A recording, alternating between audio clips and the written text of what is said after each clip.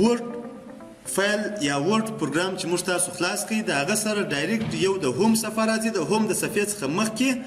د فایل په نامه باندې ټاب راځي چې ټاب ورته وایي پر فایل باندې که چیرې زه کلیک وکړم اول د واره انفارمیشن په نامه باندې دی انفارمیشن دغه اوسنی ډاکومنټ چې ما خلاص کړی دی د دې ډاکومنټ اړوند معلومات راکوي دا ډاکومنټ تر اوسه پرې سیو شوی نه دی په دې ډاکومنټ کې تر اوسه پر یوه ورقه پکښې کې ده په دې ډاکومنټ کې تر اوسه پرې 0 لغات پکښې کې دي په دې خاطر باندې چې تر اوسه پرې ما په دې ډاکومنټ کې یو لغات هم نه دی ثبت کړی اوس مې یو لغات پکښې کې ثبت کړئ کله چې دا ډاکومنټ زه سیو کړم بیا دی ماته دغه راکوي معلومات راکوي چې اوس هم دا معلومات یې راکړل چې یو دانه لغات پکښې کې دي په دې ځای کې که چیرې زه 10 دانې 100 دانې 1000 دانې هر څو دانې لغاتونه زه ثبت کړم په دې ځای کې د هغو تعداد ماته راښیي د دې تعداد د معلومولو دپاره موږ تاسو کولی شو چې د دې ځای څخه هم استفاده وکړو اول د واره مثلا څو صفحې ډاکومنټ دی زما دا ډاکومنټ چې دی دا یوه صفحه دی ورپسې مثلا انټر وامه ورډ چې دی یو دانه ورډ یا یو دانه لغات پکښې کې دی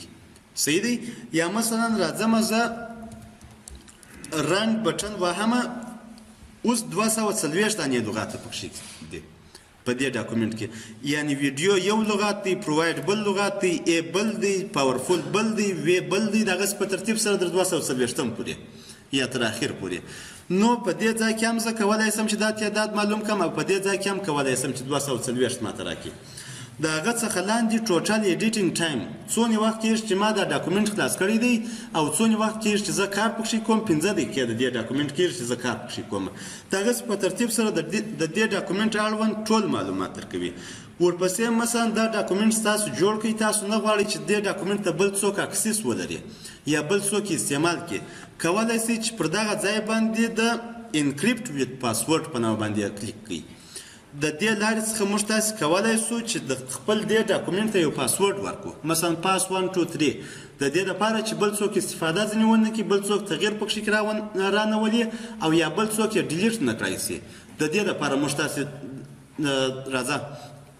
د دې څخه استفاده کوو ورپسې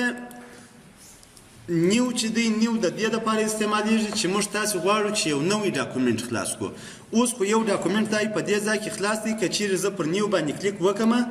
مثلا راسم بل ډاکومنټ خلاص کړم په دې ځای کې تاسو فکر شته دا یو ډاکومنټ دی مخکنی ډاکومنټ او دا مو دا نوی ډاکومنټ دی چې اوس مو خلاص کړئ نو په دې ځای کې موږ کولی شو چې نوی ډاکومنټ خلاص کړو ورپسې د دې نیو څخه وروسته کولی شو چې پر اوپن باندې کلیک وکړو د اوپن څخه هدف دا دی چې د نیو څخه خو هدف دا و چې موږ نوی فایل خلاصوو د اوپن څخه هدف دا دی چې تاسې مخکې یو فایل جوړ کړی دی مخکې مو یا د یو چا سی وي جوړه کړې ده لیکلې ده یا مو کور لیټر لیکلی دی یا هره موضوع چې مو لیکلې ده هغه په یو ځای کې مثلا تاسو ثبت کړی دی په کم ځای کې هغه ډاکومنټ پروت دی کولی شئ چې د دې ځای څخه هغه ډاکومنټ فقط د نامه د لارې د نامه په واسطه باندې پیدا کړئ او یا راځو پر براوس باندې کلیک کوو مثلا راځمه وه کمپیوټر ته په کمپیوټر کې په دې ډرایو کې مثلا ما یو فایل ایښی دی مثال زه نه پوهېږم چې ورډ فایل په کم ځای کې خو په هر فولډر کې چې تاسو ورډ فایل ایښی وي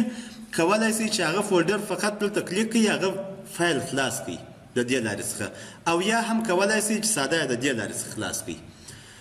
نو اوپن د دې لپاره استعمالیږي اوس په اوپن کې چې دی په اوپن کې یو ریسنټ دی ریسنټ دا معنا چې هغه فایلونه چې ما په دا اوس کې کار پر کړی دی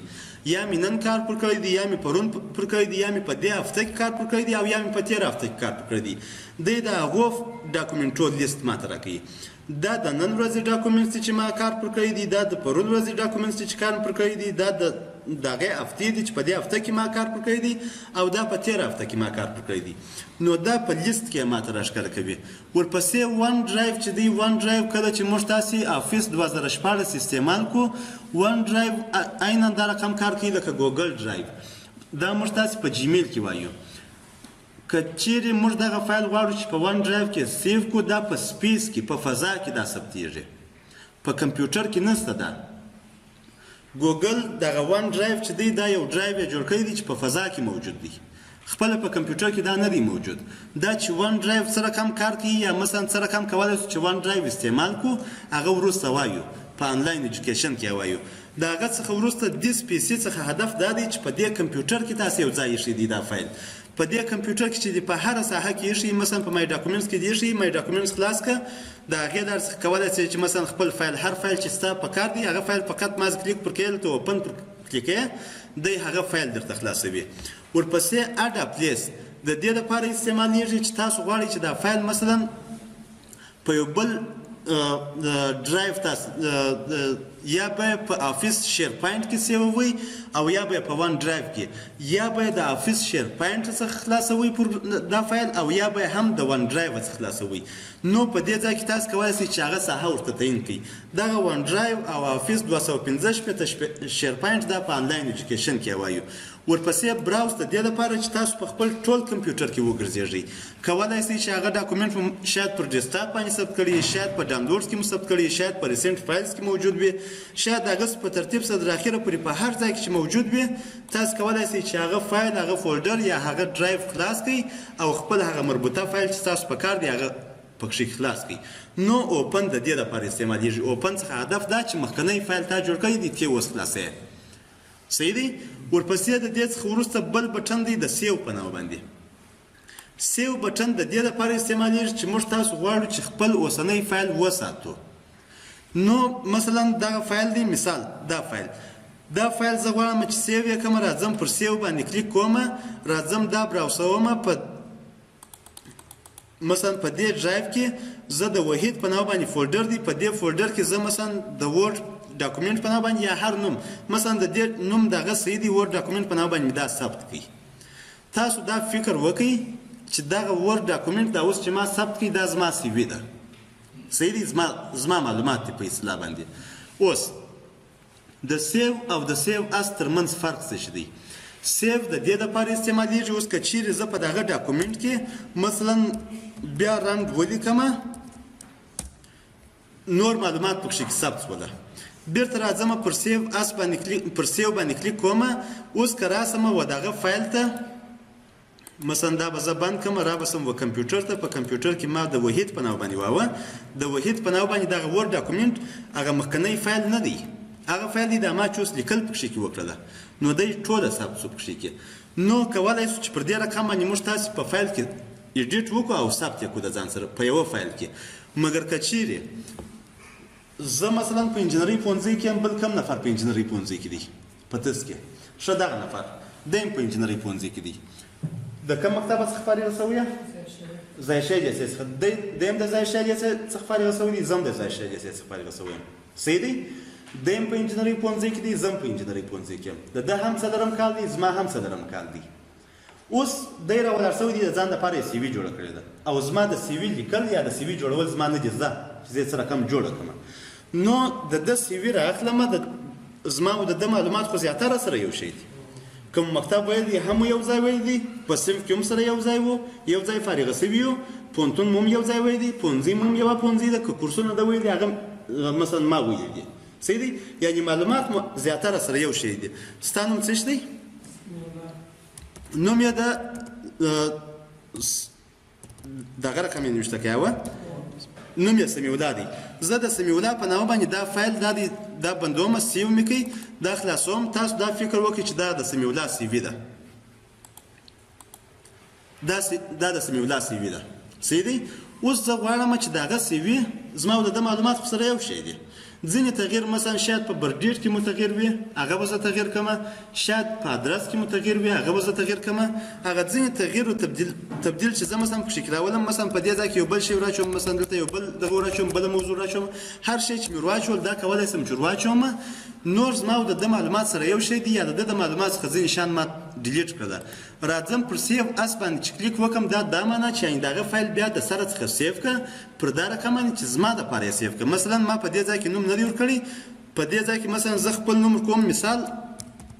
احمد په نامه باندې مثلا زما نوم احمد دی زه راځم پر سیو اس باندې کلیک کوم راځم براوسوم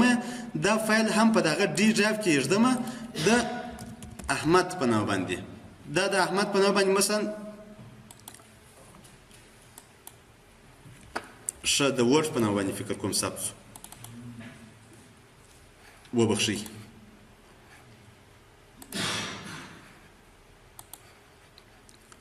بیرته راځم ورډ فایل ته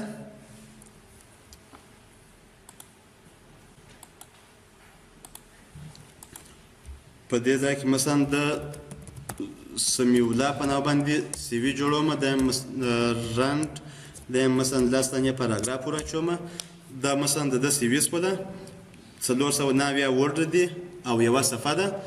اوس دا صفحه که چیرې زه د ځان سره سیو کوم، مثلا راځم و سیو ته، راځم و براوز ته. په براوز کې مثلا په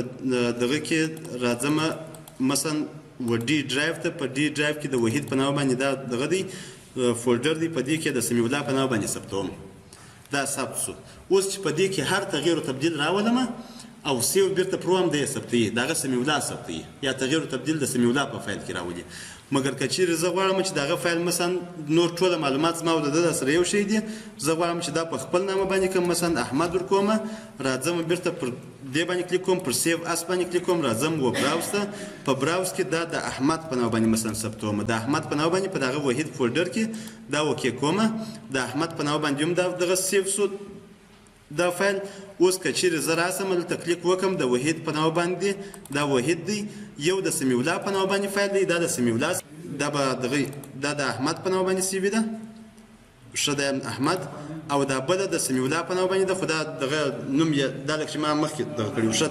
دا د سمیع الله په نامه باندې ده. نو که چیرې زه غواړم چې یو فایل